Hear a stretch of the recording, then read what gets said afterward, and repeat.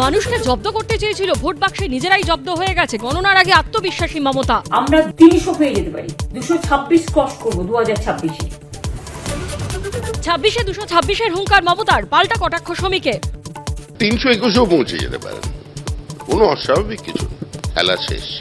Strong room নিয়ে আশঙ্কা তৃণমূল নেত্রী। যারা ক্যান্ডিডেটরা পাহারা দিন, আমিও আমার এলাকায় পাহারা দিতে নামবো। রাত জাগুন। নিজের কর্মীদের গণনা কেন্দ্রে নিয়ে যাবার জন্য বুস্ট আপ করানো হচ্ছে। গণনায় কারচুপি হতে পারে, তৃণমূল কর্মীদের সতর্ক বার্তা মমতার। প্রেস কনফারেন্স করে না বলবো, কেউ কাউন্টিং টেবিল ছাড়বেন না। আমরা আশা করব তিনি বিরোধীর ভূমিকা ভালো করে পালন করবেন।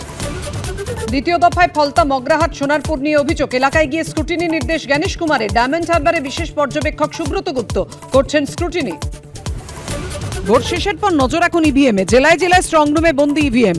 প্রতিটি স্ট্রং রুমে একাধিক সিসি ক্যামেরা, চারপাশে বহুস্তরীয় নিরাপত্তা। জেলা থেকে শহর, ভোট গ্রহণ কেন্দ্র থেকে একের পর এক কন্টেনারে ইভিএম পৌঁছচ্ছে বিভিন্ন স্ট্রং রুমে।